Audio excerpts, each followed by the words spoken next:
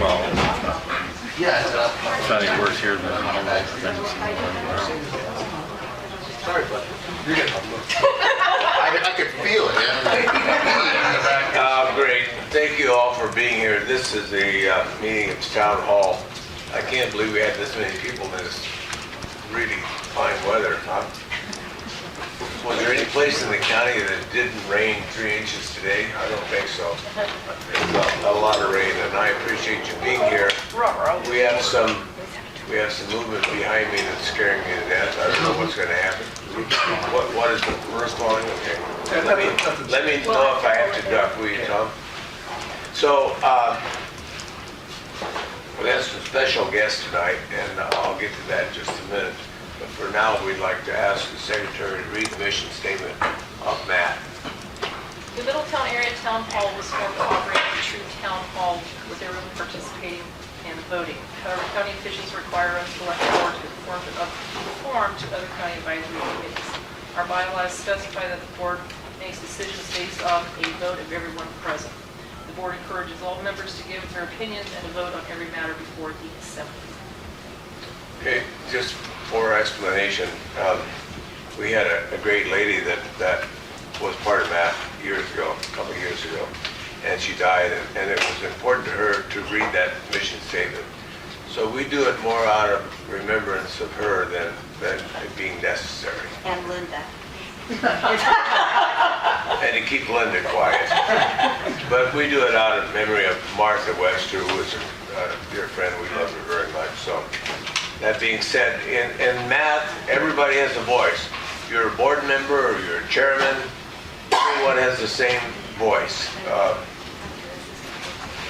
We try to be fair, and we provide a forum for the community to express whatever they want to express, and then we pass it on to our supervisor, Mr. Comstock, Supervisor Comstock, for him to act on if we have any action items.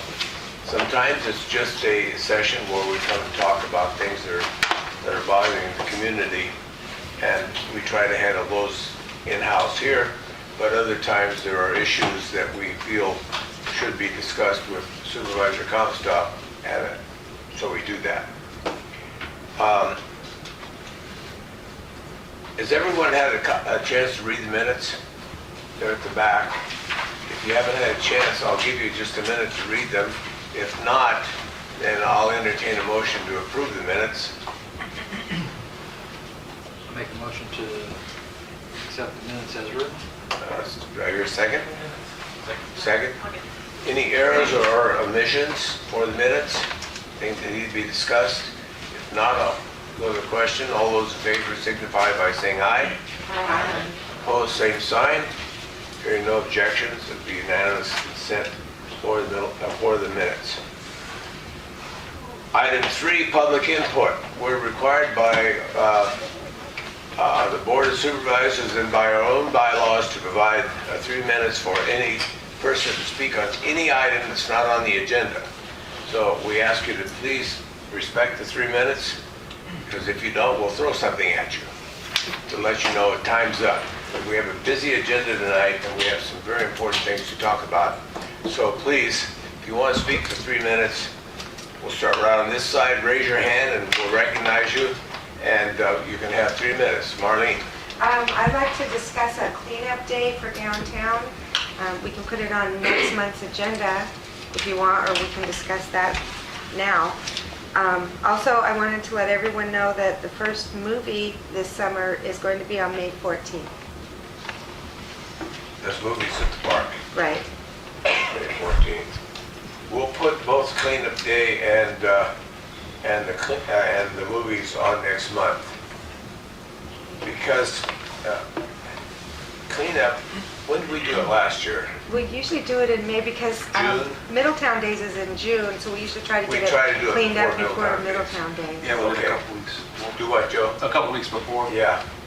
Does anyone know when Middletown Days is this year? It's on Is that Father's Day. comes on Father's Day or This is something? the year, one of the years is Father's Day. It's on Father's Day. I think that's correct. Last year was the same day as something else. We had a conflict or something. Okay, we'll put on the agenda both the cleanup day and the movies for next month, okay? Anybody going back, anybody has public comment? At the back, coming back this way? Okay, go ahead, sir. Jim? Yep. Hi, my name is Jim Ryan. I'm running for Board of Supervisors, District 1. First of all, I'm here to be a good listener tonight. Just briefly, I lived in Hidden Valley for 18 years, raising a family there. We have 3 generations of Ryans here in the county. My parents are retired here. They were active military for a lot of years, 30 years. I'm excited to run for Board of Supervisors. I'm finishing up a 28-year career in public safety. I've had the public safety trust for that long. I worked in Marin County and currently in Sonoma County as a patrol supervisor. On my volunteer time, I am a state official for PORAC. It's a Peace Officers Research Group. I represent 66,000 law enforcement officials up and down the state of California. So I'm excited to be involved in the community. I've been involved in the community for a lot of years here. A lot of things behind the scenes, so to speak. My name hasn't been out there that much, and I'm not one to promote myself on the things that I've done or accomplished here in the area too much, but people are telling me to get your campaign going, get your name out there. I worked extensively up here on a mutual aid team. During the incident we had, our disaster here, the fire that swept through, I ran a patrol team for immediately the next week. I spoke recently with the sheriff about certain things concerning your last 2 items that were here. You discussed last time, whether it be neighborhood watch program, recent thefts, and marijuana initiatives. I have an extensive resume and background concerning bringing people together and resolving particular issues. So in any case, I'm going to stop by and say hi, and I'm here to be a good listener tonight, and I'll be glad to stick around and say hi to everybody as the night progresses on. Thank you so much for allowing me to be here. Thank you, Jim. Yes. Finally had to, huh? No, Oh, it was your turn. oh, good. I just wanted to give a brief report on the neighborhood watch meeting, the first one we had. It was March 6th. I have 3 there because March is the 3rd month. Anyway, guest presenters were Sheriff Brian Martin, Deputy Sheriff Sergeant Norm Taylor, CHP Commander Hector Paredes, District Supervisor 1 Jim Comstock, Kevin Wasick, Neighborhood Watch Captain, Frank Goodmanson was Neighborhood Watch Captain there, and Daryl Matheny was Neighborhood Watch Captain. Approximately 25 citizens attended, and there was representation from Anderson Springs, Cobb, and Loch Lomond. And the goal was to have an informational meeting with the idea that each area would create individual neighborhood watches because the areas are so extensive. There were sign-up sheets, and those sign-up sheets were distributed to the following people for areas in case someone's interested in finding out in that area. Boris Brumfield was Anderson Springs, Kelly Stuckey was for Cobb and Loch Lomond, and Cheryl Skiles for Middletown. In a nutshell, an introduction to the Neighborhood Watch program was presented. Yard signage was available for purchase and sold out at $5 each. Pamphlets on where to purchase signage was available. Law enforcement voiced their support of this program, and questions were asked and answered. Contact information was given out to assist in formation of neighborhood watches. And so, and Fletcher offered to have anyone who would be interested in organizing for any of the Middletown areas the 6 p.m. time slot before math meetings. So that was the neighborhood watch meeting. Thanks. To elaborate, I just wanted to provide a forum for people. If you want to start a neighborhood watch, we'll reserve this building and provide a place for you to come and meet. It's not going to be a math function, but rather we'll just help you get started if you're interested in doing the neighborhood watch program. Lisa, you had a quick statement. Yeah. Middletown Arts Center is going to be 1 year old at the end of the month. And I invite everybody to come to our 1 year anniversary party and opening of our next show called Subversive Biology on Saturday, May 20th. Subversive Biology. On Saturday, March 20th. He's like, what? Saturday, March 26th between 6 and 8:30 p.m. So, subversive biology. Thank you. Thank you. Come and see. Anyone else have public comment for us?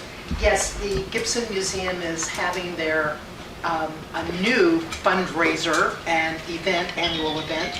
It's going to be on Saturday, May 14th at the Mansion, and it's called Muskets, Cannons, and Scarlet. Oh my. And it's from 1 to 5, What's the date again?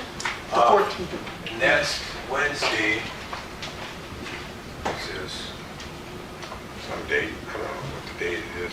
Next Wednesday, we're having a meeting, 16th. 15th? 16th. 16th, at the brewery to do an organizational start for our chili cook-off. Each year we sponsor a chili cook-off for the benefit of the senior center, and it's quite an event. If you didn't go to it this last year, you missed something, and you should go this year. We were able to raise $5,000 for the senior center, which is by far their biggest fundraising event. It was not only a great fundraising, it was a lot of fun. It starts around 10 in the morning and it'll run this year all the way through the evening, because we're going to show movies at the park after the chili cook-off. We have music, we have a band, music, just a lot of vendors, and it's just a lot of fun. So if you're interested in participating, you can come to the brewery on Wednesday at 6 o'clock. 5:30. The boss says 5:30. And we'll take your name down and we'll all get a job, okay? Okay. Anything else from public comment? Yes, Larry? Next week, I'll be out of town, and the chairman will be out of town. We'll be attending the National Indian Gaming Association Conference in Phoenix, Arizona. Our chairman, Simon, he was nominated for a very prestigious award, and he won it. Out of the whole country, it's a Windocino Award. It's very prestigious, and he'll be accepting that award on Tuesday night in Phoenix at the Convention Center.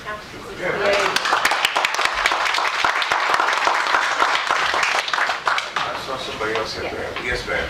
I'm Vice President of the South Lake Fire Safety Council, and I just wanted to remind everybody that we have a really great chipping program, $25 a year membership. That'll give you 1/2 hour of free chipping.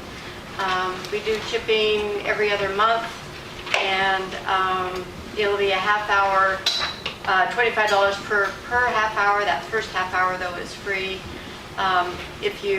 We have a great website, South Lake Fire Safe Council website, so you can get on there, and there's the different forms that we need. But we will be chipping at the end of March, we'll be chipping at the end of May, and just see how, and then it will probably vary depending upon the needs of the community. So just wanted to make you aware of that. Thank you. Anything else? Just one thing. Yeah. Tomorrow's the TLC meeting at the event center, Team Lake County. Our monthly meeting, so general membership meeting tomorrow from 10 to 12. And then, just like last year too, I will say, I will be out of town next week for the chili cook-off, but we will donate the beer, just like we did last year, and donate the proceeds to, to the senior center, and we'll do that for you guys. Thank you. Thank you. Appreciate it. I forgot to say one thing. Redwood Credit Union, Redwood Empire Credit Union. The other day, we got an envelope through the mail, and it was a check from the Redwood Empire Credit Union, made out to me, which was great. Instead to my wife, so I got it. I've heard a lot of questions about where was all the money going and all that. The money that they said was not enough to build a house, of course, but that's not the issue. The issue was that somebody took the time to raise that money. Somebody took the time to find out who lost their homes, and then took the time to send that check. And the thought was very special to my wife and myself. So if you have any questions about Redwood Empire Credit Union, they're good guys, so we appreciate their support.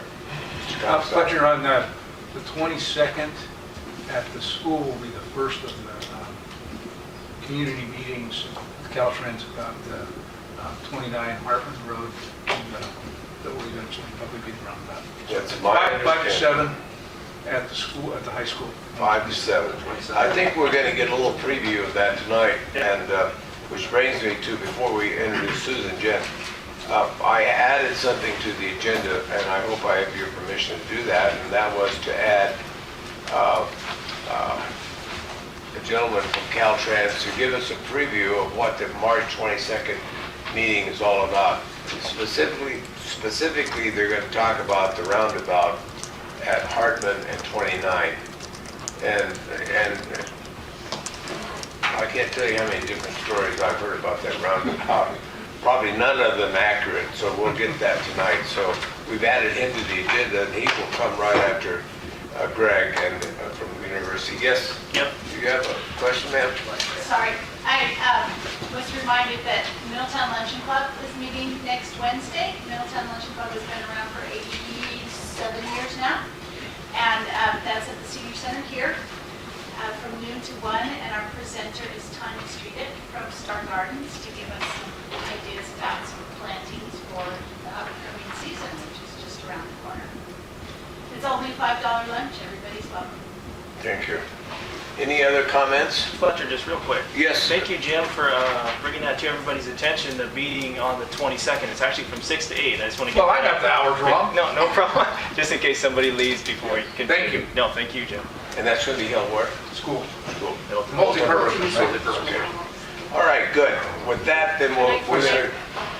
Yes, go ahead. I received this, or somebody from the EDD came into the store. Anybody who's been affected by the Valley Fire, there is employment opportunities through the EDD. You have to be unemployed for at least 6 months.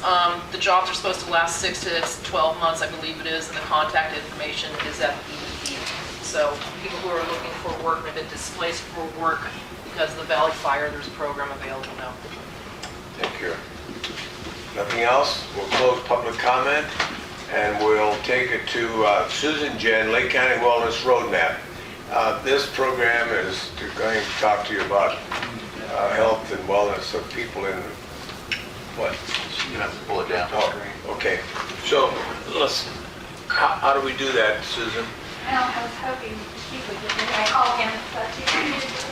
We gotta do it again, up on the chair. Sorry. That OSHA approved climbing device. Shoulders, hands. It's on the wheel, Elizabeth. Use a chair with wheels on it. That's got a switch. Yeah. Just electric. It's kind of driving working. It drive, but it hangs up.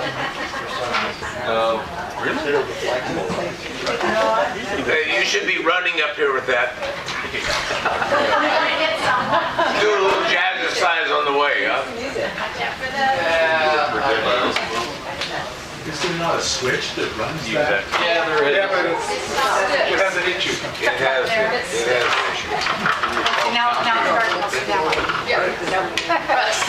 okay, yeah, just kind of hit the, pull those tabs. Stand to your side of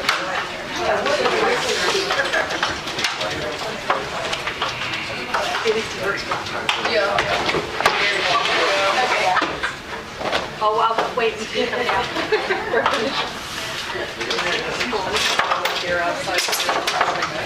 I'm putting it in a report.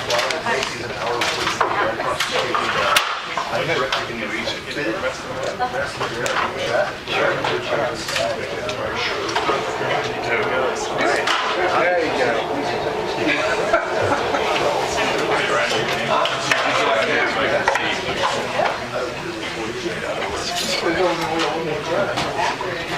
You should watch it. I should watch this on YouTube. All right. You can listen. I can listen. I've seen it, so I know about it. Yes. Any cartoons? No. There is a cartoon that airs on Cartoons? Live. I mean, Susan understands. That's the kind of part.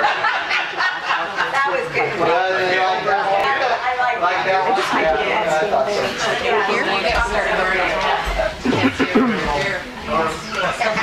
Okay, Susan Jen. All right, thank you very much. I didn't know that we'd have a little bit of physical activity built right into getting the spring down. But The Wellness Roadmap is a countywide response to our health ranking and our county health needs assessment. And I think that many of you know that our needs assessment has probably had the top 3 recommendations for at least a decade, maybe longer, that have come out of that needs assessment. We are in another needs assessment cycle, but generally the recommendations that come out of the needs assessment have to do with mental health, substance use, and increased access to wellness activities like physical activity and nutrition. And then many of you probably are already aware of the fact that we have been ranked in the bottom 5 of California's counties for poorest health due to death from all causes for about, 15 years or more.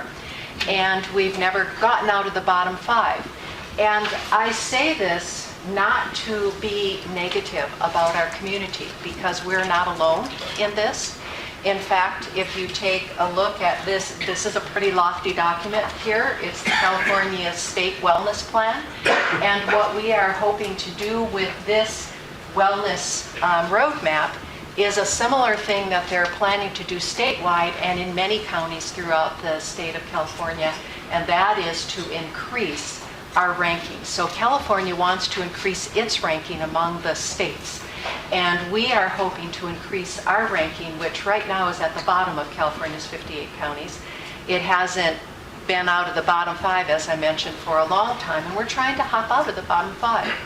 And in order to do that, we need to have some collective impact, concerted action around taking steps to make a difference. So the roadmap has 10 different impact areas, and I'll show that very briefly after I just go over this little bit of background. One of the big data collectors for our community is Partnership Health Plan. They get a lot of data through the healthcare system. So Patrick, if you just want to look at the first slide. One of the things I just want to point out is that it's very easy for us to think about health in terms of the physical aspects of it, how we eat and how much physical activity we have and those kinds of things. But these things called social determinants that kind of create the environment that we live in and the social conditions under which we live are also very significant factors in terms of looking at our well-being. Next slide. So if you take a look at the contributors to health, you can see that 40% come from these social and economic factors. And 30% come from our health behaviors, and the other 30% come from the physical environment, our genes and biology, and our actual health care. So you can see that the dominant part, 70%, actually has to do with the conditions under which we live and the choices that we make about our health behaviors. Next. I'm going to skip over this because we don't have a lot of time. I just wanted you to take a look at where Lake County ranks compared to some of the other surrounding counties. So you'll see that Del Norte and Trinity and Siskiyou and Modoc are close in terms of our ranking. We're 56, so that's the poorest ranking. You can see that Marin County is number 1 in the state. And of course, they have a whole different constellation and milieu in their community than what we have. But the one thing that I wanted to say is that even though we've got these challenges, it's very positive that we are taking action to try to lift up these statistics. And next slide, please. The rankings, which they're the county health rankings, this is done for every county in the United States, and they use a certain criteria of how they make these rankings and put it together. So the 2 major things that they look at in terms of these rankings have to do with premature death. That means people who die before the age of 75. They look at that as lost years, premature death. The other thing they look at is quality of life. And many of the quality of life issues are self-reported about how many poor or fair health days a person is having, how many poor physical health days a person is having, how many poor mental health days a person is having. And we rank lower than the state averages on those three. However, we rank higher on the fact that we have healthy birth weights. So it's not all gloom and doom. And the other factors, the ones that I just took a look at, have to do with the health behaviors, clinical care, social and economic factors, and physical environment. Next slide. Next slide. So one of the big areas that we have to work on in our community is smoking. We've got double the state rate of smokers in our county. 1 out of every 4 people are smoking. And because smoking has a ripple effect through many other health conditions, that's one of the reasons why we have the ranking that we have. Because it relates to high blood pressure, heart disease, many of these other health conditions. So that's one of the issues that we have to take a look at. So if you take a look at our teen births are above the statewide average, our obesity, access to healthy foods, inactivity, excessive drinking, these are modestly above the statewide average, as are our sexually transmitted infections. They are quite a bit above the statewide average. So those are things that we're doing better in. But if you look at where we would want to focus our programming, it would be on smoking, having access to food security and healthy eating, teen pregnancy prevention, more physical activity, and obesity prevention. Next slide, please. Next, yeah. So I just want to take a look. You know this already. We are doing well on high school graduation rates, not as well on college education. Our unemployment rate, we have challenges with that. You know that. Children living in poverty, challenging area. Single parent households, challenging area. Injury deaths, almost 3 times the state average. So if you flip to the next slide, these are the injury deaths. And unintentional poisoning means drug overdose. So you can see that we have about 4 times the state average. And what I want to say about this is because we're a small county, we don't have huge numbers in these areas. We can have small numbers. And a difference of just 2 or 3 deaths can swing those numbers. So I just want to be open about that. It doesn't mean that we have 50% of the population, falling into these categories. And then you can see suicide, self-inflicted death. We're over twice the state rate in that. Motor vehicle trauma, we're about 5 times the state rate on that. Homicide and assault were about triple the state rate on that. So these are important areas for us to really take a look at, and this is why mental health and substance use and those kinds of things come up over and over in our county health needs assessment. Next slide. Okay, so Is this... that for a year? Yes, those are annual, and we're about 2 years behind. So we could, because these statistics take about 2 years in order to go through the reporting process and all of that. So there were these, 12 homicides last year? that was, no, 12.3? yeah, no, that was just a rate. That wasn't the number. So these things would have to be translated into actual numbers, which I haven't done, except for the first one. I think for the unintentional poisoning, that rate of 43.2 translated to about 28 drug overdoses. So as I said, our numbers don't have to be large in order to make an impact. So this is what the roadmap is based on, is to try to make a deliberate and formal response to these challenges that we're facing as a community. And many of the things that you're talking about, like your movies and your neighborhood watch and all of those things, those are contributing factors to the well-being of the community, to the wellness of the community. So the next slide, Patrick. So these are the impact areas. I mean, we've got 10 impact areas and we tried to be comprehensive. Let's just go and breeze through the roadmap if you can. If you can see these, probably not so clear. So you can see that we have healthy food, and I did this presentation to the Board of Supervisors, and they made a good suggestion, and that was to start to kind of put actions in. So you can see that we've got some objectives. You can't read them very well, and that's fine. If you would like to have a copy of the roadmap, happy to give you one.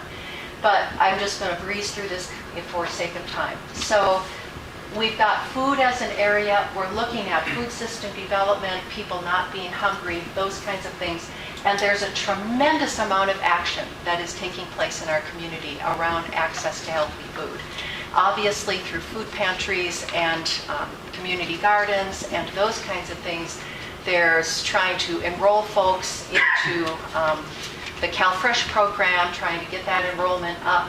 And Harvest of the Month in schools and those types of places. So, okay, we'll keep going, Patrick. Started making something a little bit easier. Yes, make it easier to read. Yes, that is much easier. We've got diabetes prevention programs. We have a breastfeeding coalition. We have lots happening. Another area is physical activity. That's another impact area. And notice these are not called goals. They're called impact areas because we're looking for people to combine their efforts, look for partnerships where they can contribute to making a collective impact. And we've got the participating organizations, we've got the different kinds of things that are being done. One of the interesting things is that they're starting to put a wellness prescription into healthcare so that instead of just prescribing medications, physicians are starting to trial prescribing physical activity, healthy food, some of these kinds of things, and putting that into the system. The next thing the next impact area is mental health. This has to do directly with our recommendations from the County Health Needs Assessment. The next impact area, we need to keep flying through this, is substance use, as we've already looked at. And you're already aware that this is a challenge that our community faces. We're not alone. Most rural counties face that challenge. Injury and safety impact is another area. Healthcare, what we're doing in that area, as you are probably all familiar with through what is called Obamacare or the Affordable Care Act. There is the triple aim to decrease price, increase healthcare quality, and to look at coordination of care. So that's a big movement going through our healthcare providers, prevention, education, and community impact. So we've got economic security as well. Oh, I'm sorry, skipped over that. That's a very important one, economic security. So there are measures that go with all of those, baseline measures where we're starting. We're hoping to see progress as we continue to partner around taking action on these different areas. And what we're really hoping is that people will be part of this. One of the questions that communities need to answer is, what are the health expectations for your community? What are the health expectations for yourself? We're hoping that that everybody can see themselves in this roadmap someplace through those 10 impact areas and can find a place where they can contribute as an organization. We would love to put math on our banner. You see our banner up here, which is where we're collecting organizations that are supporting this concept. We'd love to put the math group and name up on our banner as a support of the wellness roadmap, and to encourage partnerships, things that you're already doing. As part of the fire recovery, we are building a resilient community. And the roadmap aligns with that perfectly because we're looking at county-wide resiliency building and contribution to wellness. And so it all fits together, and there's a lot of work being done around resiliency and recovery right now. And that really, all of those components fit very well into what the roadmap is trying to demonstrate. And Patrick, I wanted to just show the video clip at the end. Lights, we weren't quite done with the A lights. short video clip to summarize all of this, and thank you for your kind attention and allowing us to have time to speak, because I know you've got a full agenda.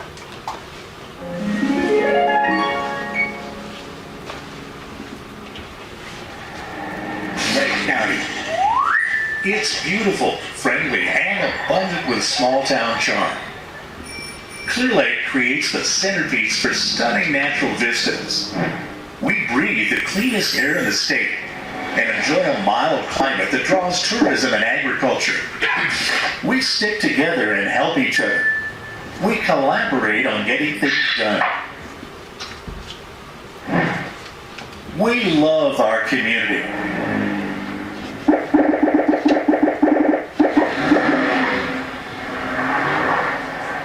Yet many in our community are not thriving.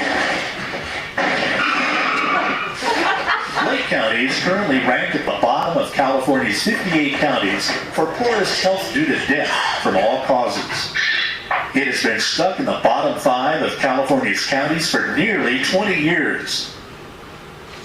A persistent quiet crisis has settled over Lake County. It doesn't draw attention like a disaster, but it has a negative impact on the quality of people's daily lives.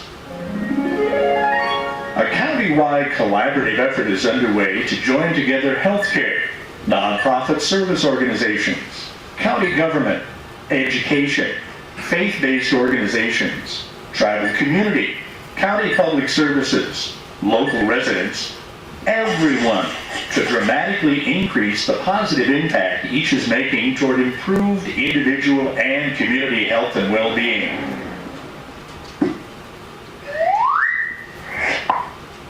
To create a foundation for this collaborative effort, many organizations participated in a joint strategic planning process to develop a Lake County Wellness Roadmap, creating a framework for making an upward shift in community wellness and bettering our health ranking. The roadmap is grounded in the Lake County Community Health Needs Assessment, research, and best practices. It builds on numerous positive efforts already underway in the community and identifies 10 areas where we can partner to increase impact, as well as consider how our individual choices contribute to a thriving community.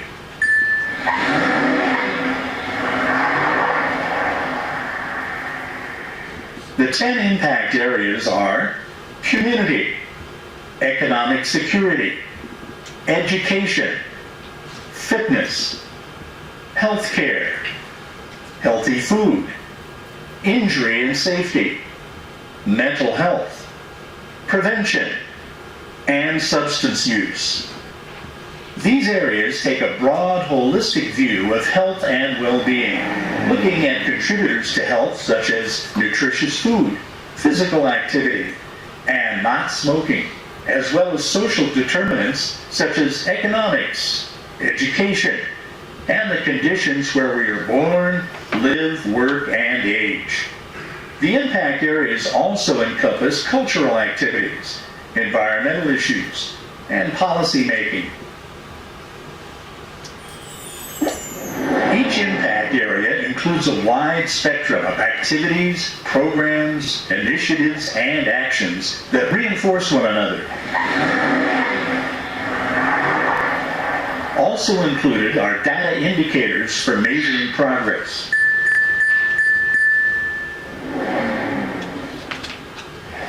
The roadmap is designed to provide a sense of direction in pulling together toward a common destination of wellness.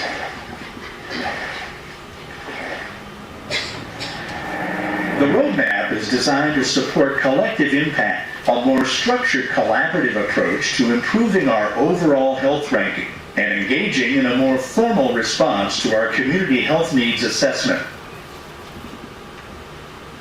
We travel different roads in our work and personal lives. We come from different places. The Wellness Roadmap acts like a compass, pointing in the direction of a thriving, resilient community. Where do you see yourself or your organization on the road to a thriving and resilient community?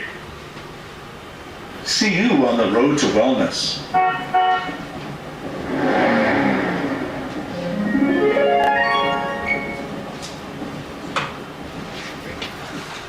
I'd like to give a shout out to the voice of the roadmap video, Jim Conlon, your Middletown resident here. He's a celebrity in the room. Thanks, Jim. Thank And you very also, much. I'd just like to end on the note that I know that there's a lot of vision going on in many different circles about looking at, what we want to see for the future of our community. And one of the things that we'd like to be able to use the roadmap for is for people to look at some of those impact areas when they're doing the visioning, and also to draw all this visioning together so that it really has that kind of collective impact that we're looking for. So again, this is a website. You can take a look at different health resources in Lake County, and I definitely appreciate your time and attention. Thank you. Thank you. As I was listening to the comments regarding quality of life, I was out riding my horse gathering cows the other day. I looked out across the valleys and saw the green. And I can't imagine that anyone that lives in Oakland, San Francisco, San Jose has the quality of life that I have. So I personally think Lake County is a very special place. And I wouldn't trade it for Marin County, #1, or anything. You're not alone. You're not alone. I just moved back from there. Okay, thank you very much, Susan. Trailside Park status, item 5. We've spent the last months here looking at Trailside Park and trying to figure out what's going on there. So we've asked a couple people to come and talk to us. First, I'd like to introduce Greg Juicy. Juicy, not bad. He is the University of California Wildland and Forestry Advisor for Lake and Mendocino counties. If you want to know about trees, you listen up, and you don't have to go to the Cowpoke or Nobles to listen to somebody tell you how many trees are alive or how many trees are dead. You can listen to Greg. That's his business. So we invited him here. He offered to go out to Trailside Park and walk it and give us a report on Trailside Park. So with that, Greg, give us the scoop, bud. Thank you, Fletcher. Good evening, everyone. As you can imagine, tomorrow being the 6-month anniversary of the Valley Fire, I've spent the last 6 months looking at a lot of trees and dealing with a lot of folks. And even today, I was up on the mountain with a number of homeowners looking at their trees. This fire that we've all experienced is really an anomaly. We've heard it's the 3rd worst in California history, and it's something that most people will not see in their lifetimes. It truly is an incredibly unusual event that we've all lived through. And the fact that we as a community, I live in Kelseyville, we as a community have come together and trying to figure out how to move forward is something we should all be proud of, because there are very few people that have gone through what this community has gone through. That fire hit on a day when there was triple-digit temperatures, single-digit humidity, and 40-mile-an-hour tornadic winds. It was a perfect storm in terms of how you can optimize a wildland fire. And we've seen things on this fire that very few people have witnessed in terms of the devastation brought on the natural landscape. On the positive side, it's amazing to me, with all the rain we've had, how this little mountain is holding together. The streams are running clear. There's a lot of water coming off that mountain right now, but the streams are running clear. Our volcanic soils are sucking up that water. We're recharging aquifers. I mean, it's doing its best, for what's being thrown at it. And the other thing to remember is that in most cases, not all, we as humans look at a fire as a catastrophic event. For plants, for many native California plants, fire is an act of rejuvenation. Okay, there are some plants out there that can't even germinate unless they've been exposed to a fire. Unfortunately, a lot of the brushy species, like ceanothus and redbud, and these things that are very, very flammable. But I can tell you, the forest will come back. What's going to be challenging is, in the thousands of trees that I've looked at in the last 6 months, one of the concerns that I have is the fire seems to have hit in a very bad cone year. I'm just not finding a lot of cones on ponderosa pines. That's the source of seed. So in a lot of places, the best we can hope for is that there were some seeds in the soil profile that didn't burn up. Other pines, like knobcone pine, they are called the serotinous species. Their cones won't open unless exposed to a fire. The few of those pines that I've seen, there's seedlings all over those trees. I mean, they were sitting there waiting for the next fire so they can germinate. Ponderosa pine, there may be some areas without some help. We'll see what's called a type conversion. That what was once a pine forest may become an oak forest, or may become something else. So, when we talk about forest regeneration or reforestation, this is a multi-decade program. It's not something that we're going to get done in 6 months. I mean, people are rushing to build their homes. We're worried about the condition of our roads. Those have timelines. We'll be able to fix those in relatively short order. The forest is going to take time, and time is on our side. So the other day, last Friday, when I was checking properties down here, I took a walk through the park, and I thought, what am I looking at? So I ran what are called transects. Took a compass bearing this way and this way, and I went out and started counting trees. I would stop about every 50 paces or so and count every trees in a circle around me out to 37.5 feet. That's a 1/10 acre. So I did that, going off in this direction, and then I came back and went off in another direction. And I stayed away from the part of the forest that had been, where some trees had been cut, so I could tell what kind of trees I was looking at. So out there, in the area where the trees are standing, roughly, when you stand out there and you look at all those burned trees, you're looking at about 420 trees per acre. That's a lot of trees per acre. That's trees from 2 inches in size to the biggest tree I measured was 42 inches in size. You can't, a full-grown man can't get his arms around a 42-inch tree. I mean, it's a fairly large pine tree. The oak trees, some of the oak trees went from 2 inches to I think 18. Oh, I had one 36-inch tree, one 36-inch oak tree. That's a big oak tree. So a breakdown of what I counted out there. So it was about 420 trees per acre after I added up all my plots and did some simple math. It broke down to about 250 pine trees per acre and about 170 oak trees per acre. So that's the mix out there. Everywhere from 2 inches up to 36 or 42 inches in size. Now, if I was doing a real forestry cruise, I would count each individual tree and I would write something that's called an inverse J curve. It's a histogram, it's a chart. And you'd have all the small trees here and the big trees out there. And an inverse J curve, you have a whole bunch of small trees, and as you get out to bigger trees, the graph flattens out. What we try and do is we try and knock down those number of little trees and move the graph to the right so we have more bigger trees in there. Bigger trees generally mean more fire resistant. So one of the things we're dealing with, not only in Lake County but in California, is fire suppression for the last 100 years. So the reason there's 420 trees per acre is because there's a whole bunch of little tiny trees that aren't doing anything. They're under the canopy of the big trees, they're just sitting there.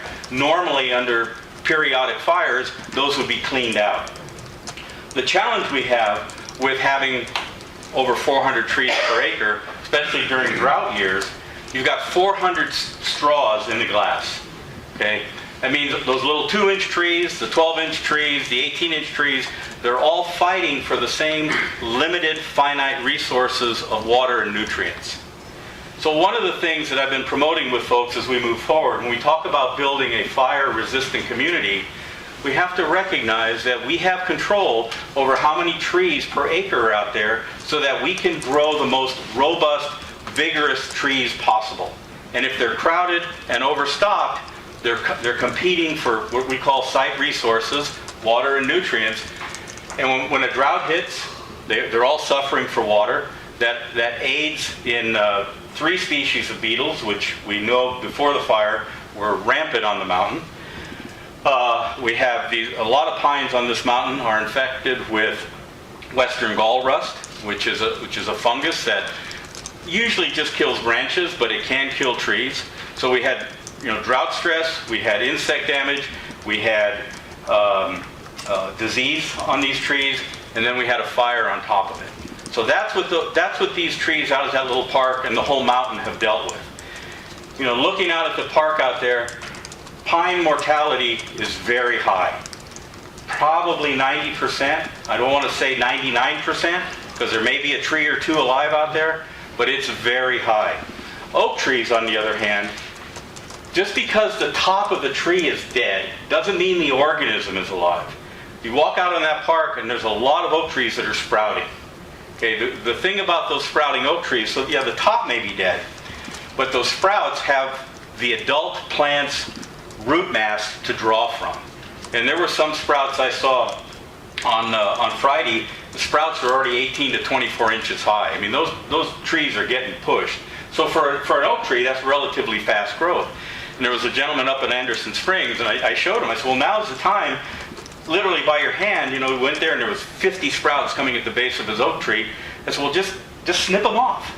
And just leave 2 or 3 big trees, you know, the most robust, the most vigorous sprouts, and start growing a new tree over. Out at the park, I would say 90% of the oaks out there are sprouting. So the pine trees, you know, in the absence of seeds, I'm concerned that we're not going to see a lot of natural regeneration of ponderosa pine. I found 2 knobcomb pines out there. They are a serotinous species. Their cones don't open unless they're exposed to a fire. And under those trees, there are already little pine seedlings about 1 inch high. So, and that's what I say in some of these type conversions. You know, knobcomb pine, yeah, it's a pine tree, but it's also a very fire-dependent pine tree. So, in a place like the little park out there, there might be a need to do some artificial planting in the future and get some ponderosa pines started out there. Not 400 stems to the acre, more like 30 stems to the acre. You know, 30 or 50 stems to the acre, so you get nice big trees. And in forestry, the space we're trying to fill is the canopy, right? We want big, full canopies that catch as much sunlight as they can to convert that sunlight to carbohydrates and other photosynthates to grow a robust tree. So we're not worried about filling up the ground space. We're worried about filling up the space over our heads. And the oak trees, I think for the most part, many of the oaks, the organisms alive, they're just starting over. The other thing is, you know, again, as I said, an act of rejuvenation when we talk about wildland fire in an ecological sense. There's a carpet of Indian warrior flowers out there. These beautiful, robust flowers, and they're actually called hemiparasitic. They live in close association with manzanita, and their roots are actually feeding off the manzanita trees, bushes that were being burnt. But in an odd sort of way, if you take a walk in the park, you're walking through this carpet of these beautiful red flowers that are all blooming out there right now. So I mean, things are starting the process of coming back. A lot of little shrubs are coming back out there. Obviously, many of the shrubby species. I saw coyote bush. Even the other thing over the last 6 months, you know, those animal species that can go underground, chipmunks, ground squirrels, blue belly lizards. I've seen those. You know, if you can get underground on a fire, you're in pretty good shape. I was a little worried about the tree squirrels. It's like, because their strategy is, when they get in trouble, what do? They run up a tree. Right. Not a good strategy. No. But the other day, just up on Summit Mountain, there was a half a dozen gray squirrels running around. So there are pockets. You know, these animals can find pockets. I've seen deer, I've seen acorn woodpeckers, I've seen towhees. You know, obviously the wildlife populations have been disrupted. There was robins, towhees, and acorn woodpeckers at the park. You know, so as things start to settle out, some animals will readjust and reinvade the areas that they were pushed out of. But I think the one challenge you're going to have, Fletcher, out at that park is if you want ponderosa pines, I think in the future, you know, we need to think seriously about getting some seedlings, getting maybe the local 4-H club or the local boys clubs and girls clubs, the California Conservation Corps, you know, getting people engaged, and we'll get them the seedlings, and you know, we might have to do some planting out there. But the pine trees that are out there, they're pretty badly burned. I would say a very high mortality in those. And I'm happy to answer any questions you have. So what are you watching for with the burned trees? I mean, is there a period of time where you can look at a tree and say, Well, like today, I was on the top of, from the valley here to the top of the mountain, it's about a 2-week difference. So down here in the valley, the oak trees, they're budded out, the leaves are actually out. Today, up in Loch Lomond, the buds are just starting to swell. So, and what I'm telling those folks up there is, give it about 2 weeks, and if the oak tree is alive, it's going to bud. Down here, if an oak tree is alive, it should be expressing that already. In the case of a pine, just because that tree has green needles is not a good indication that the tree is alive. I've seen pieces of pine trees that I know have been on the ground for a month, and their needles are still green, and it's just dead wood laying on the ground. So what I do when I'm out there, and what I did at the park, I have my axe, and I'm actually chipping away at the bark, looking at the cambial layer just underneath the bark, the phloem and the xylem. Xylem moves water, phloem moves nutrients. Xylem's on the inside, it's what's laying down the wood. The phloem's on the outside, it's what's laying down the bark. That's how a tree expands, okay? If you chip away at the bark, it should be almost that cambial layer on these ponderosa pines should be about the color of these tabletops. A really bright, clean white. If I chip away in there and it's got a caramel color and it's real slimy, even though what's happened is that layer got cooked. There's so much heat that was hitting the bark. It didn't necessarily, the bark is still intact, but it literally cooked that fine layer of cells underneath, and they're destroyed. So they're not functioning anymore. They're not able to feed or water the tree. And then I'm looking for obvious beetle sign, and then I'm looking for disease. So if you have that trifecta of damaged cambium, obvious beetle attack, and obvious disease, in an unusual case, the tree may survive, but it certainly will not thrive. And in the case of the park, or in some of these homes that I've been looking at, you've got the aspect of liability. So in a park, you want people to take a walk and not worry about a tree falling on them. Or so many people I've talked to in the last few months go, well, I want to build my house here. What do I do about this tree? In that case, I asked them, I said, well, can you sleep at night with that tree over your house? No, I can't. Well, then the tree's got to go.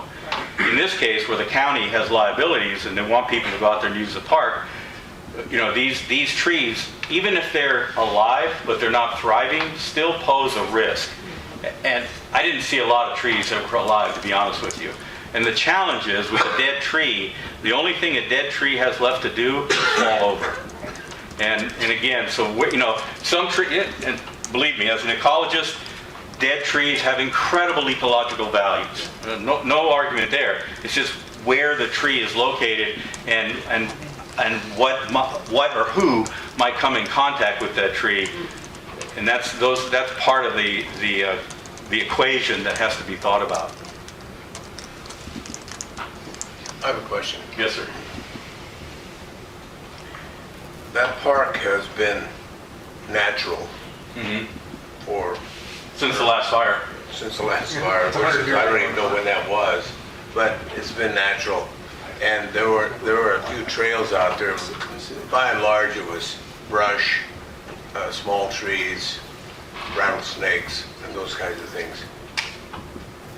Do we have an opportunity now, if we take those dead trees out, to put a park in there that can really serve the community and still give everyone the feeling of being in a natural park by planting trees, not 150 per acre, as you said, but get a plan so that we can take care of that park.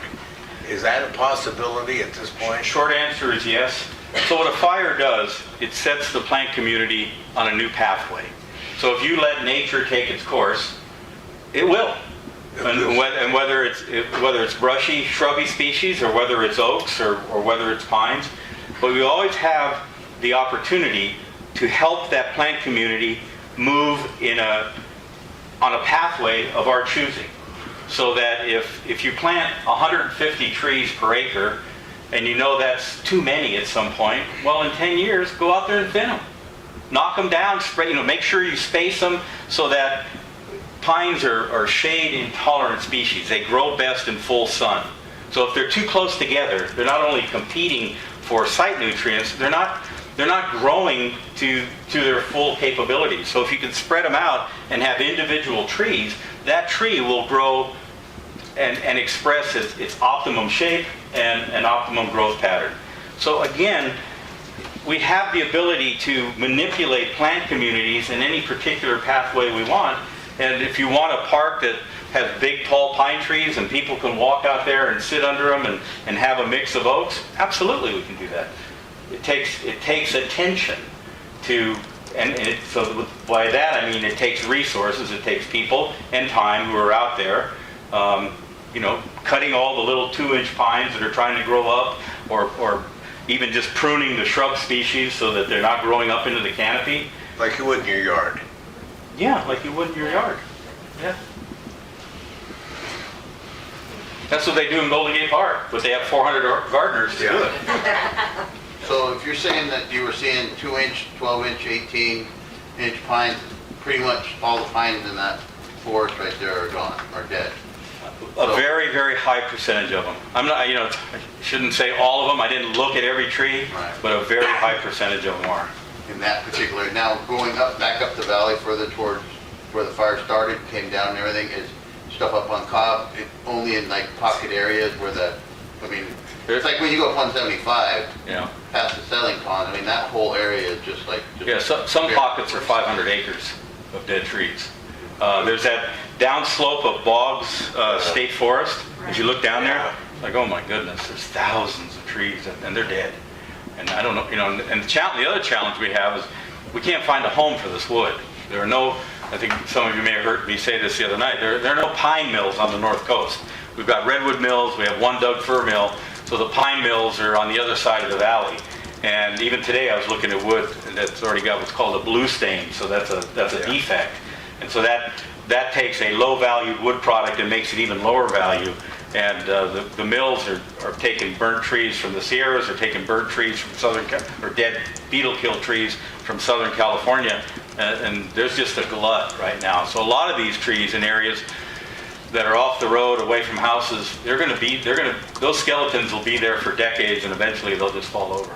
I say the challenge is now that I've kind of gotten in my head to look for pine cones, I've been looking for ponderosa pine cones for the last 2 weeks, and they're real skinny out there. I don't see a lot of them. Even on trees that, the heat went through and killed the needles, so the needles are still there. If they had cones, the cones should still be up in the trees. Looking on the ground, and I just don't see pine cones. Ponderosa pine cones. A lot of Doug fir cones, knob cone pine. I've seen a lot of those cones, but not ponderosa. Well, thank you. We finally got an answer on Trailside Park about the trees. But so again, I think this is just like you said, Fletcher, can you get it there? Sure, you can get it there. Whatever, wherever, however, whoever gets it to some future desired condition, it's going to take time. Even if we went out there today and planted ponderosa pine seedlings, in 20 years, they're not going to be much higher than this ceiling. It takes time to regrow a forest.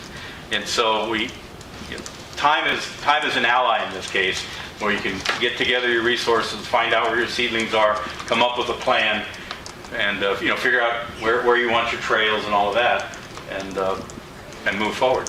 Basically a blank slate. It's basically a blank slate. Yeah, except for the oak trees and the shrubby species that are going to resprout.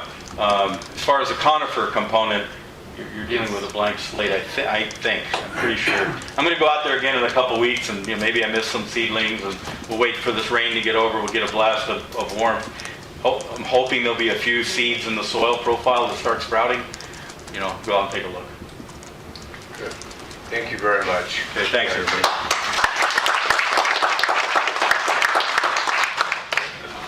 The other question on Trailside Park is, what do we do next? And we've invited Katie Galvani, who is the new Deputy Interim Director for Public Services, which is parks and all of that. She just taken the job the last couple weeks, I think.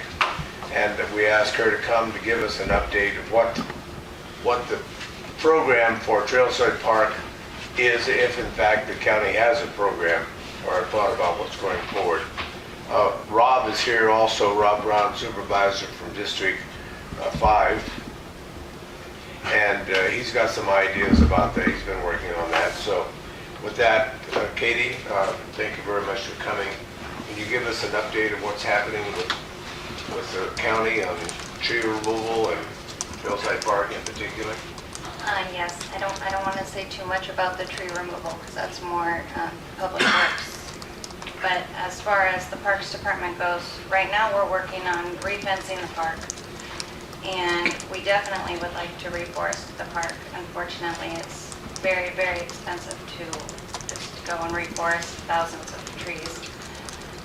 We were looking at ponderosa pines, so I definitely want to talk to Greg more in depth about what kind of trees when we look into that.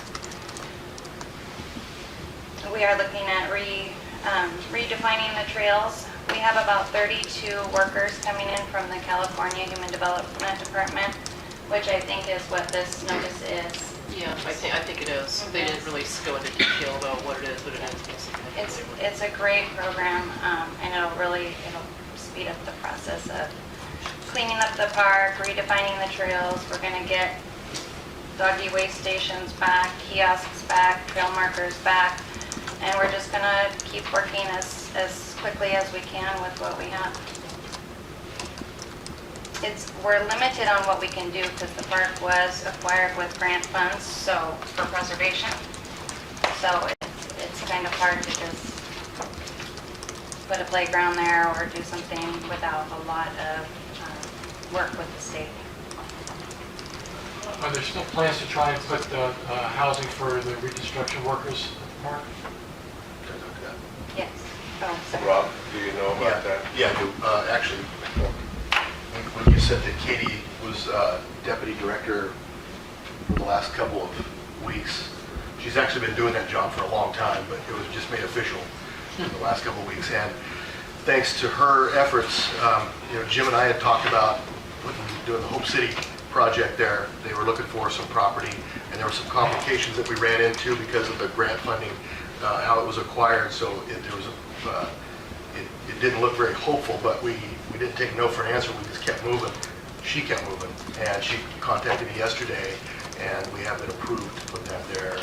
So that was really good news that we could do it. So basically what will happen, they can come do a presentation, but it's a really nice building that, I talked to him, met with him, and we kind of came up with a design that looks kind of a barn style, and it kind of fits the whole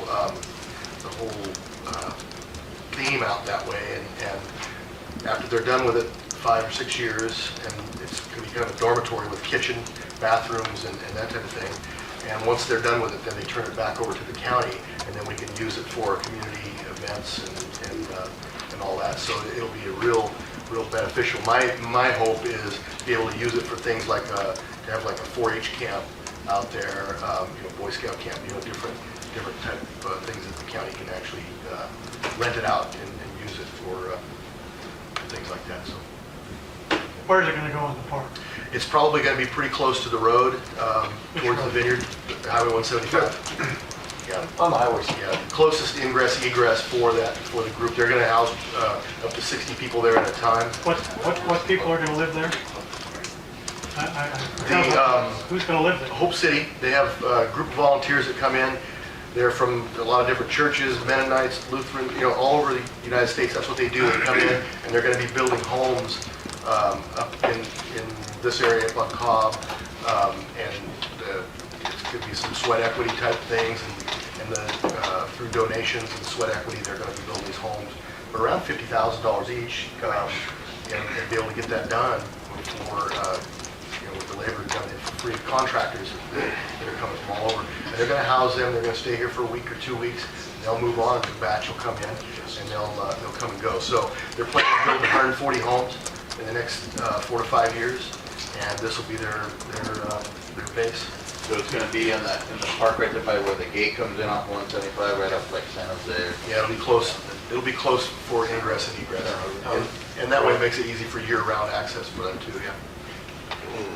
Just to add on to that, Rob, the first home that Hope City built in coordination with the tribe will be done. In fact, it's probably done this week. We're doing an inaugural thing on the 20th. So the first home is a 3-bedroom, 2-bath.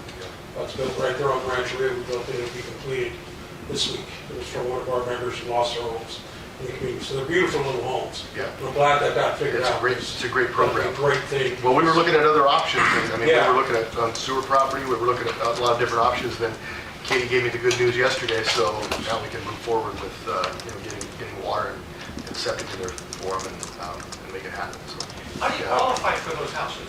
that I don't know. I'm not involved with Hope City to that extent. I just told them I'd help them with grants. They do have a website. They do have a website. There's a process. Kevin Cox is who to talk to. If you want to contact me, my number is 349-2628, and if you want to contact me, I can get that information for you. Yes, or you can come to the meeting tomorrow, as Moak had stated, tomorrow morning at 10 o'clock at Twin Pine in the Event Center. Kevin Cox will be there also. I have a nature that makes me look at things in a bigger scope, I suppose. I'm nervous about just putting a building somewhere on that park. Because a lot of people in the community have some thoughts about doing more extensive stuff in the park for 4-H, for FFA, and so on. And before we run out there and put a building somewhere. They've already started digging footings, so you're a little late. No. Of course, we're going to give it some thought. Well, wait a minute. Wait a minute. That's my business. Is if we don't have an overall plan for the whole 100 acres, then we could wind up with a thumb stuck in the middle of where we wish 5 years from now we had to put it. So I think we need to, and I'm sure you're going to do this, is to look at the overall, what do we want to do with the park? Are we going to let it grow back natural and then burn again later? Or are we going to, as Greg said, kind of help it along and make it a useful part of the community? And I think that overall plan is important. Yeah. And We're not going to take forever on a plan because they do need to get started. I'm not talking about But the thing we got to remember is we have issues with power and then water and all that. So it's going to have to be convenient for that and ingress and egress, and not impact what the rest of the park is. So you're right. We're going to do that. That's all I'm concerned about, is that we have 5 years from now, we say, well, if we'd only known, we would have done it that way. Well, I bet we'll find ourselves saying that. I was going to say, we're going to say that anyway. Where we put it, but yeah. Maybe so. That's right. My concern is the access on the highway, the traffic, people turning off and on to that highway there is going to create a problem. Can the access be more like towards Dry Creek or something? Well, you know what, we've thought about that, but it could, with the same traffic that would be coming out on an ingress egress would then be coming out on Dry Creek, so it's the same number of cars coming out. Yeah, unless we could put, I don't know, put a light or something. They're Just at least a left-hand turn. It's lights. A left-hand turn light. I don't expect there's going to be that much traffic going because they're going to be riding in buses and One other thing, or Rob, vans, that is. one other thing is that I wouldn't want to see us down the road, if we can't do something with the county, turn that into low-income housing or shelter. It can't be used for that. It's going to be used for emergency shelter. It could be. Well, okay, emergency shelter is different than low-income housing or homeless people coming and living there and impacting all the people that are going to be building new homes all around it. And that's a concern to them. It can't be used for that. The funding that we got is very limited on what we can use it for. Katie knows more what we're going to use for than anybody. Yeah. And those aren't going to happen. Okay. Excuse me. Maybe a Dollar General or something. Dollar General. That's what we really need. For Kate, what can it be used for? It can be used for trails. Is that? Are you talking the park or the building? Is that part of Park. the restrictions of the grant? Yes. So how does Hope City get it? Because of the disaster that was declared, they are giving us permission, and because it will then be used for public use, they're giving us permission to go ahead and do it. Can I talk? Yeah. I thought you were. This is his. Well, I'm not. This is his meeting, not mine. Yeah. Yes, please. How long are you gonna talk? My name's Bill Thatcher, and I live on the other side of the park, on Dry Creek Cutoff. My property is across the street from the south end of the park. So it's complete opposite of where we're talking about. Southeast corner, he's off. And one of the reasons we bought this property is this beautiful park. And it's gone, so I have a real strong interest in what's going to happen with that park. And that is a huge resource for the town of Middletown. And you can't be treating this casually. The county or math or somebody needs a carefully enabled and instructed committee to put a master plan together for that park. It might be a 30-year plan. You can't say, well, this would be nice, that would be nice, well, let's cut these trees down now, or this needs to be done. I mean, it's a 100-acre park, and it's right outside Middletown, and I hope that, I've heard, I haven't lived here very long, someday there's going to be a little trail in town going out there. There's your exercise element of the wellness program right there. Big, huge asset, just like, this was a big job putting this in. Huge asset for the community. Can't treat that lightly out there. And Well, I don't there think needs to be anybody something plans put to down treat it lightly. in a book. that says- We're all concerned about it, but Here's the what we're doing. limitations, if I had my choice, there'd be an event center that you could hold eco walks, you could hold art shows, you could hold dog shows, horse shows, all kinds of things for the community as a whole. But that may not be possible. I don't know. I don't know.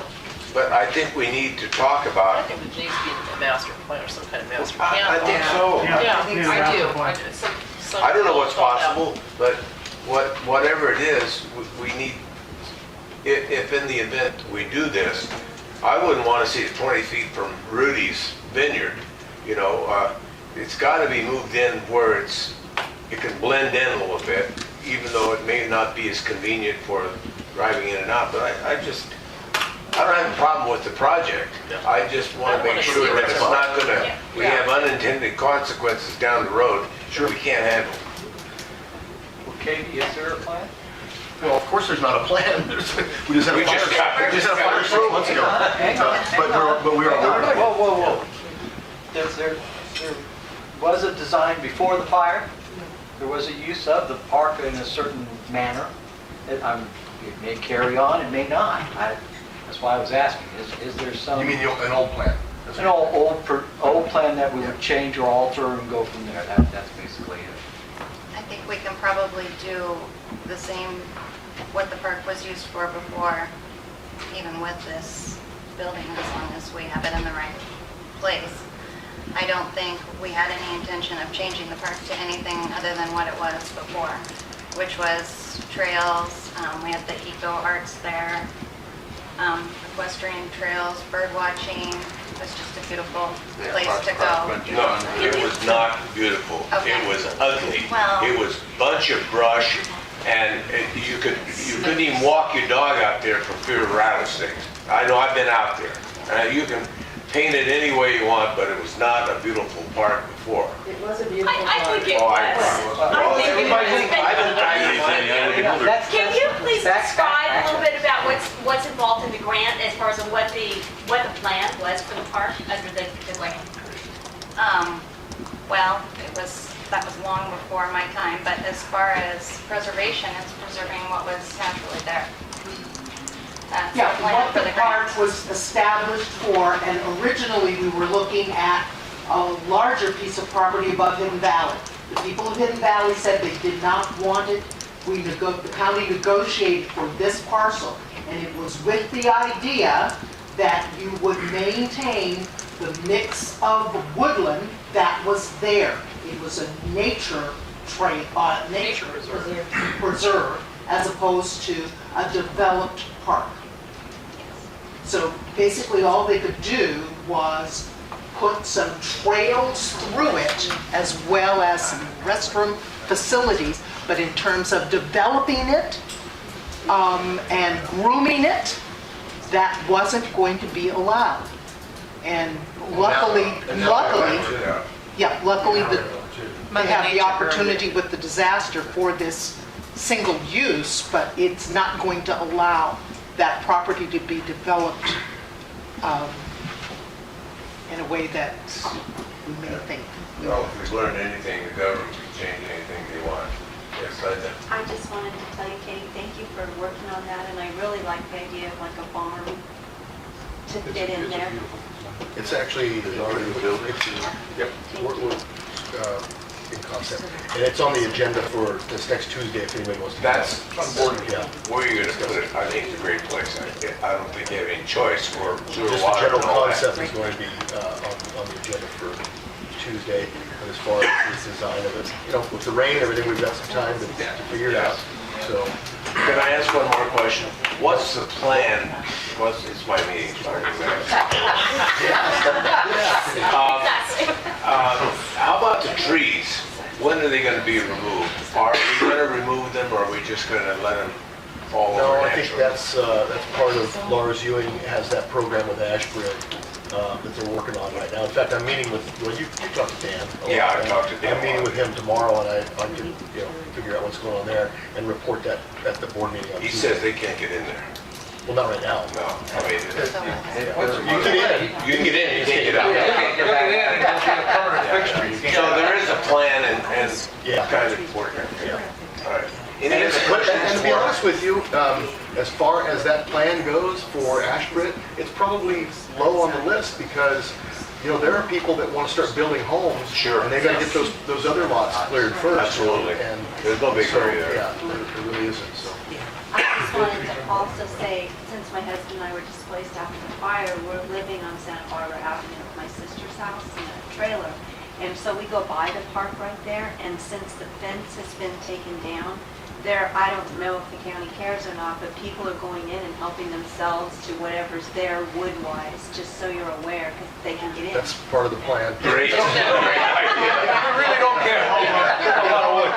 Okay, any other questions for Katie or for Rob or for Jim? Marlene? I've had people ask me questions and I don't know the answer.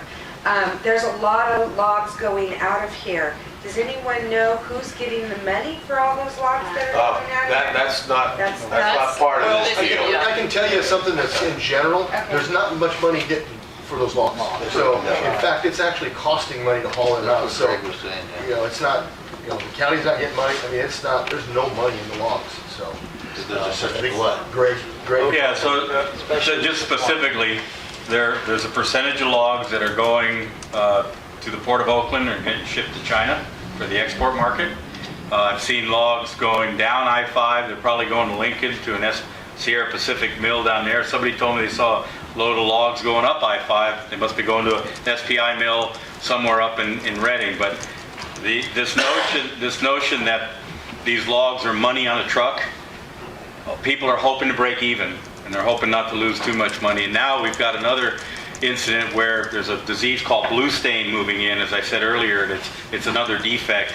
And by the time you cut the tree, by the time you move the tree, you know, put it on a landing, put it on a truck, and ship it down the road for 4 or 5 hours, it is not a money-making proposition.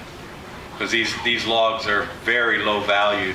Even if they were big, robust, healthy pine trees, it's a low valued timber product. Okay, great. Thank you, Katie. So you know, Katie's in charge also in charge of our park here, as well as our facility, and she's the lady who's going to say we can use it or can't use it. So we want to suck up to her a lot. So thank you very much for coming.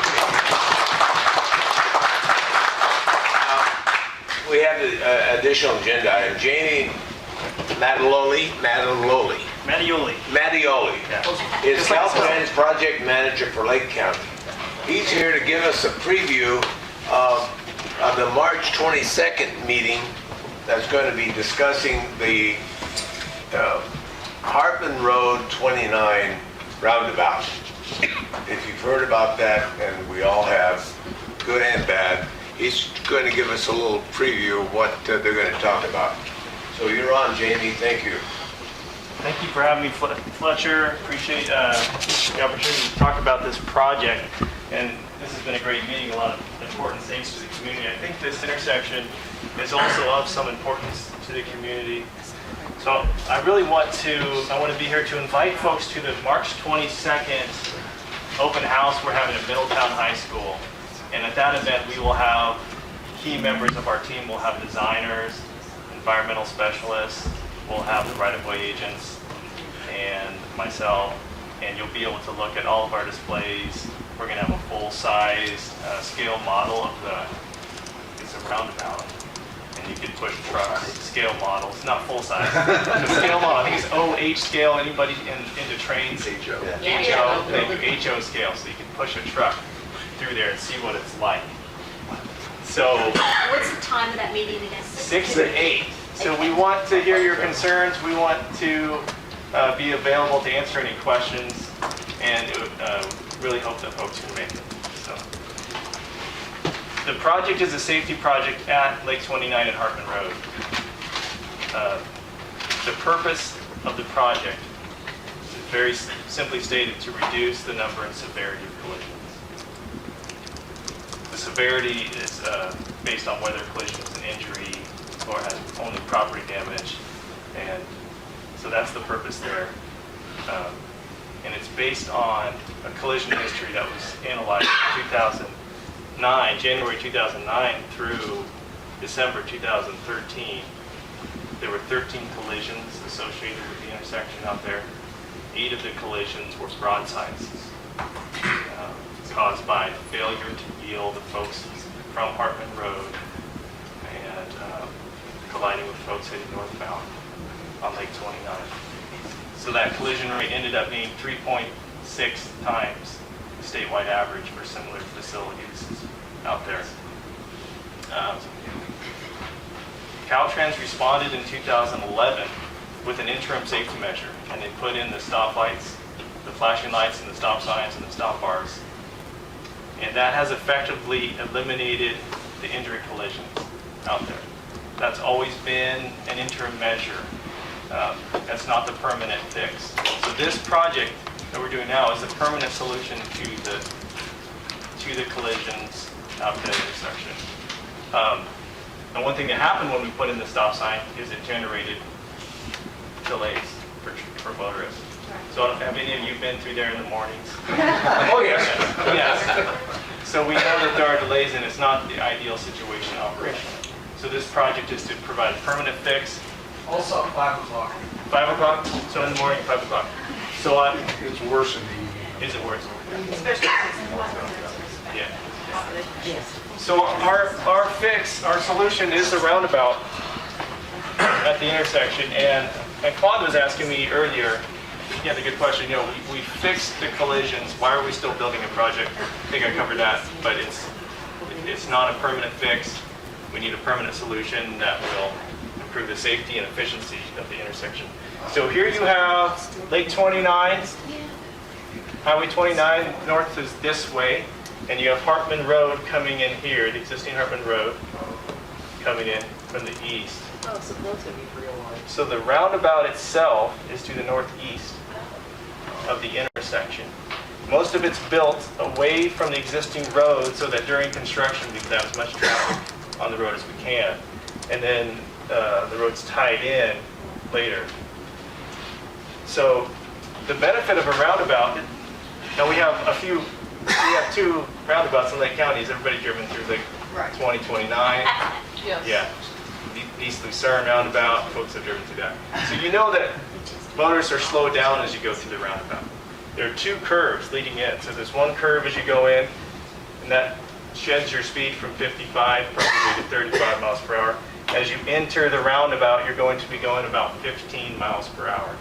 So safety is improved because motorists are going slow, and motorists are going pretty much in the same angle as you're in the roundabout. We wouldn't have collisions that are broadsides. We wouldn't have collisions that are head-on. The roundabout actually reduces total collisions by 74% is our expectation for the project. And more importantly, injury collisions we expect to be reduced by 87%. So you really have the safety benefit from the project. In addition, our traffic operations folks have estimated that during peak hours, the traffic delays will be reduced by 30 seconds. So they estimate right now it's about a 44-second on average delay during peak times. Maybe you folks have experienced something longer than that. But now, when it's built, as it's opened up, we expect about a 10-second delay through the finished product. The roundabout is designed for industry standard trucks, known as Surface Transportation Assistance Act trucks. And trucks can go through the roundabout just on the roadway. They can make it there. And also, if we have larger trucks, they could actually mount this mountable apron. Have you seen on Lake 2029, there's a curb? Yeah. So today, as I was driving through, a truck actually put its rear wheels on that curb, so they can use that curb if needed, and especially if they have a larger object to get through there. So construction for the project is scheduled to begin in 2018, and the project is on schedule and within its budget right now.